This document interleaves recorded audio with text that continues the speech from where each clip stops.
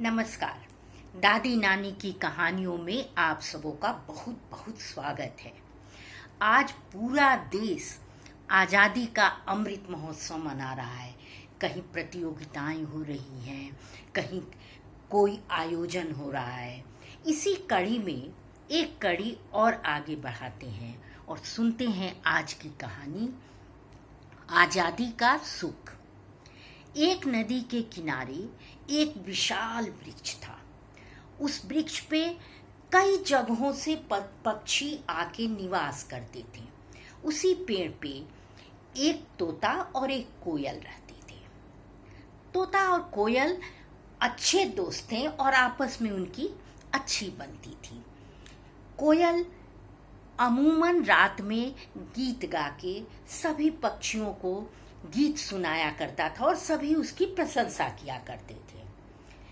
लेकिन कोयल को इस बात का बहुत दुख था कि इतना अच्छा गाने के बावजूद कोई उसे अपने घर में रखना नहीं चाहता, कोई उसे पालतू नहीं बनाता। इसका दुख कोयल को हमेशा रखता था। एक दिन शाम के समय जब सारे पक्षी आ गए, तोता नहीं आया। कोयल को बड़ी चिंता हुई। वो कभी इधर कभी उधर घूम घूम के सोचती थी कि आखिर तोता आया क्यों नहीं। दूसरे दिन वह तोते की खोज में निकला। उड़ते उड़ते वह एक घर के पास पहुंचा जहां आंगन में एक सुंदर सा पिंजड़ा टंगा था और उस पिंजड़े में तोता था। तोता को कोई खाना खिला रहा था, कोई कुछ दे रहा था। बच्चे उसको घेर के उससे बात करने के लिए ललायित हो रहे थे। कोयल ने जब दूर से देखा तो उसे बड़ा अच्छा लगा कि वाह, तोता को तो बड़ी सुख है। कुछ करना है ना कुछ करना है, ना किसी जानवर का डर, ना पशु पक्षी का डर, आराम से है। सारे लोग उसको कितना ध्यान दे रहे हैं कि वो क्या खाएगा, क्या उससे बात करें, और बच्चे कितने प्रसन्न हैं उसको देख के। जब सारे लोग चले गए तो कोयल नीचे उतरी और उसने तोते से कहा। तोता रोना शुरू कर दिया। उसने कोयल से कहा कि मुझे किसी तरह यहाँ से निकालो, मुझे किसी तरह निकालो। मुझे नहीं चाहिए ऐसा सुख कि जब कोई बोलने बोले तब मैं बोलूं, जब कोई खाना दे तब खाऊं। कितना अच्छा था जब हम पेड़ पर रहते थे, स्वच्छंद आकाश में उड़ते थे, एक दूसरे से मिलते थे, जो मन करता वो खाते थे। ये नहीं था कि जब कोई देगा तभी खाएंगे। मुझे यहाँ से किसी तरह निकालो।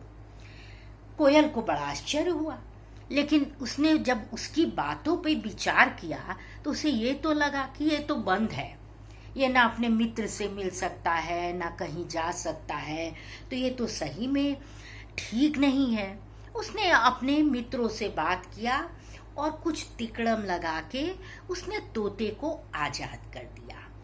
इस पूरी घटना ने कोयल को इस बात का एहसास करा दिया कि आजादी से मिले हुए 2 रोटी भी ज्यादा महत्वपूर्ण है बनिस्बत पिंजड़े में बंद होके या किसी की कैद में रह के, किसी गुलामी में रह के कुछ भी अच्छे चीज या कुछ अच्छे वस्त्रों को पहनना भी कहीं से अच्छी बात नहीं है।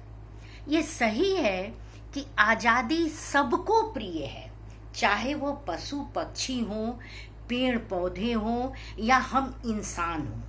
हर लोग आजादी का सुख भोगना चाहते हैं।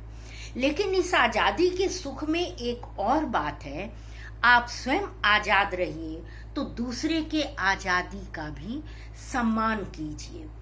दूसरे के आजादी को खत्म करके, दूसरे के आजादी को छीन के आप कभी सुखी नहीं रह सकते।